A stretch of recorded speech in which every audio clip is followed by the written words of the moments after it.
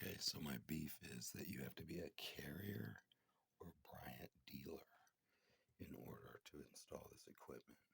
But look at the quality of installers that they're certifying to trade out their equipment. Wow, see that? See that gap? That's filter bypass underneath. Here's your filter. Right. The bottom of the duct leaking, so it never gets filtered. Air goes straight in.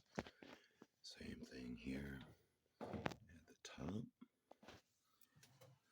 They designed the customer with an inadequate filter that, as you can see, does not filter into the furnace cavity. See that inch over there?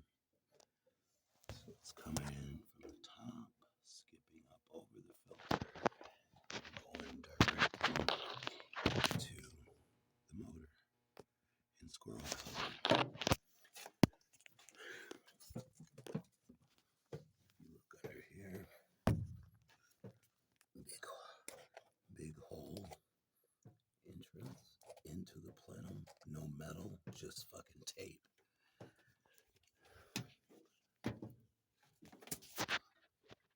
Okay, so when we have all those leaks going on, we cause another problem. We start pulling from the hot water heater. The whole house fan motor goes into the furnace filter. All the fumes from the hot water heater. Right? Directly. No tape, no cover, no nothing.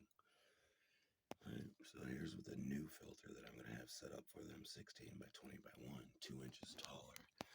So, got a gap at the top, so it looks like it could use 2-inch taller filter, correct? There we go.